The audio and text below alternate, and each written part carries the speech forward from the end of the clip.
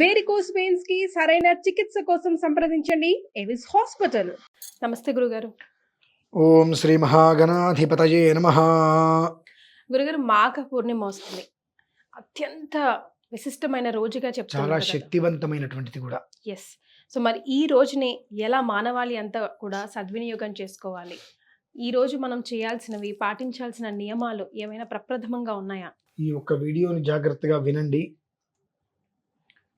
మాఘ పౌర్ణమి ఉత్కృష్టమైనటువంటిది. 12 పౌర్ణమిలలో విశేషమైనటువంటిది. ఏదైనా ఒక చిన్నగా దైవ కార్యక్రమం చేసినా కొన్ని కోట్ల ఫలితాన్ని అది మీకు ఇస్తుంది. అంత విశేషమైంది.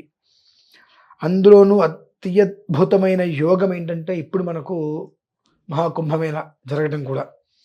చాలామంది వయోవృద్ధులు అనేక కారణాల రీత్యా కుంభమేళ వెళ్ళి స్నానం చేయలేని వారు ఉంటారు. గురుగారు, అటువంటి వారందరికీ కూడా అత్యంత యోగదాయకం. మాఘ పౌర్ణమి అంటే అమ్మా సముద్ర స్నానానికి చాలా విశేషం. మనం ఎప్పుడు పడితే అప్పుడు వెళ్ళి సముద్ర స్నానాలు చేసేస్తూ అక్కడ బీచ్ దగ్గర కూర్చొని హంగామా చేస్తూ ఉంటాం. మనకు బీచ్ సరదాగా, కానీ సముద్ర స్నానం అనేటువంటిది ఎప్పుడు పడితే అప్పుడు చేయకూడదు. గురుగారు, ఎప్పుడు పడితే అప్పుడు చేస్తే కొన్ని పాపాలు అది ఇస్తుంది. ఇప్పుడు ఒక విషయం గమనించండి, గంగలో 100 మంది మునుగుతారు. 100 మంది పాపాలు గంగ తీసేసుకుంటుంది. గురుగారు, ఆ పాపాలను ఎవరో ఒకరికి ఇచ్చేయాలిగా. మరి ఎవరో ఒకరికి ఆ పాపాలు ఇచ్చేయాలి. ఇలా సంబంధం లేకుండా, సమయంతో సంబంధం లేకుండా ఎప్పుడు పడితే ఎప్పుడు నీళ్ళు ఉన్నాయి కదా, మా ఇష్టానుసారం మేము చేస్తే తప్పేంటి అనేటువంటి స్నానాలు చేసే వాళ్ళకి వెళ్తారు చూసారా, ఆ పాపాలని వాళ్ళకి ఇచ్చి పంపించేస్తుంది ఆవిడ. అది వాస్తవం అండి. మన పెద్దవాళ్ళు ఏది ఊరికే పెట్టలా, ఇది ఇలా ఉండాలి, ఇది చెయ్యాలి, ఇలానే ఉండాలి అంటానికి.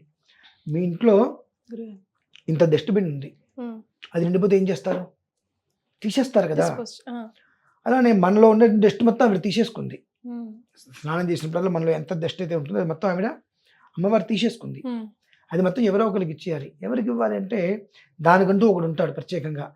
సమయం సందర్భం లేకుండా ఎలా పడితే అలా, ఎప్పుడు పడితే అప్పుడు గంగేగా మునిగేద్దానిలే అని ఎప్పుడు సమయంతో సంబంధం లేకుండా ఉండేవాళ్ళు ఉంటారు.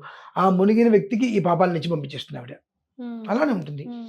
అలా సమయంతో సంబంధం లేకుండా మనం బీచుల దగ్గర అక్కడ కూర్చొని ఏదో చేసేస్తూ ఉంటాం. కానీ అటువంటివి చేసినటువంటి పాపాలన్నీ పోవాలంటే మాఘ పౌర్ణమి విశేషం అండి. గురుగారు, ఒకటి మాఘ పౌర్ణమి నదీ స్నానం లేదా సముద్ర స్నానం. సముద్ర స్నానం చేసుకొని విష్ణు సహస్రనామ పారాయణ చేసుకోవటం అంతా విశేషం. ఇంకొకటి లేదమ్మా. ఒకవేళ వెళ్ళలేకపోయామంటే మేము ఇంట్లోనే ఉన్నాం, అంత దూరం వెళ్ళలేకపోయాం, మరి ఎట్లా అంటే ఇప్పుడు ఎలాగైనా ప్రెగ్నెంట్ ఉమెన్ లేకపోతే చిన్న పిల్లలు ఉన్న తల్లులు వాళ్ళు వెళ్ళలేరు కదా, వెళ్ళలేము. అది ఎట్లా? సర్వతీర్థానాకృష్య మనం పూజ చేసినప్పుడు కలశ స్థాపన చేసిన తర్వాత గంగే చ యమునే కృష్ణే గోదావరి సరస్వతి నర్మదే సింధుకవిరం చెప్పుకుంటుంటే అన్ని ఒక్క జలాల నీళ్లుగా అందులో అభిమంత్రంగా మనం చేస్తుంటాం. అలానే ఇంట్లోనే ఉండి ఒక సముద్ర స్నాన ఫలితాన్ని పొందాలి. గర్భవతులు కావచ్చు, వెళ్ళలేని వాళ్ళు కావచ్చు, వయోవృద్ధులు కావచ్చు ఉన్నప్పుడు చక్క చిన్న శ్లోకం చెప్తానండి. ఓ చెంబుతోనో పాత్రతోటో నీళ్ళు తీసుకొని గంగా గంగేతి యోబ్రూయాత్ యోజనానాంశతైరపి ముచ్యతే సర్వపాపేభ్యః విష్ణులోకం సగచ్చతి అంబత్వా దర్శనాన్ముక్తి నజానే స్నానజం ఫలం స్వర్గారోహణ సోపాని మహాపుణ్యతలంగని విశ్వేశం మాధవం దుండిం దండపానించ భైరవం వందే కాశీం గుహాం అనేటువంటిది మంత్రం ఒకటి ఉంటుంది. ఆ శ్లోకాన్ని చక్కగా విని ఆ నీటిని వాళ్ళు స్నానం చేసే బకెట్లో పోసేసుకొని, దొరికింది తప్పులేదు అంత తులసి ఆకు అందులో వేసుకొని స్నానం చేసేయండి. అంత ఫలితము వచ్చి తీరుతుంది.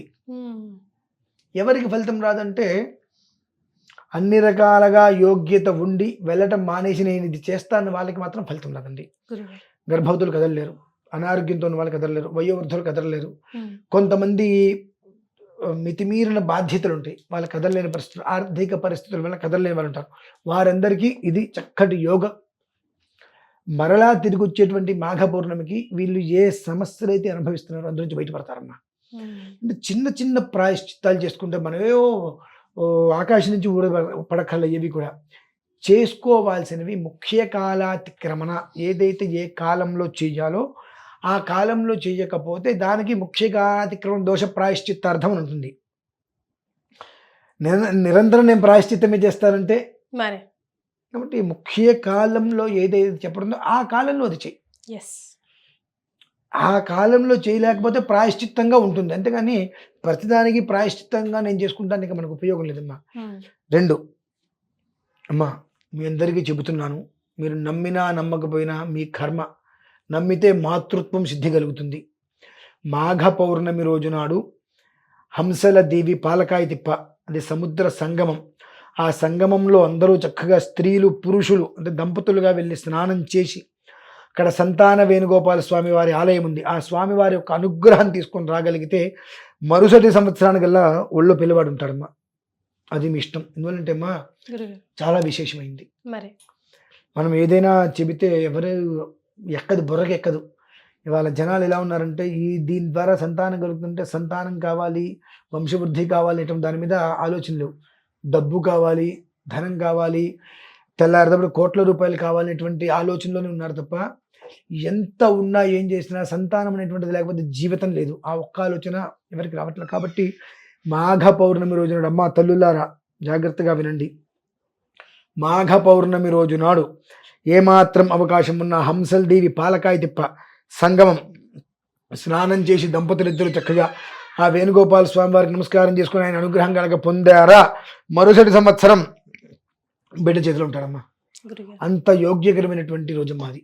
ఖచ్చితంగా ప్రతి భూమి మీద జన్మించి మాతృత్వం కోసం తపించేటువంటి ప్రతి దంపతులు ఆ రోజు ఈ యొక్క విధానాన్ని అంటే వేణుగోపాల స్వామి వారి దగ్గర కూర్చుని ఏం చేయాలంటే దేవకీసుతం గోవింద వాసుదేవ జగత్పతే, మీకు ఆ శ్లోకం ఇస్తానమ్మా నేను ఖచ్చితంగా కింద ఇస్తే ఆ రోజు ఆ కనీసం ఒక 10 నిమిషాలు ఆయన దగ్గర కూర్చుని ఆ ఒక్క శ్లోకాన్ని ఇంతే ఉంటుంది చదువుకుంటే పంట పండుతుందమ్మా.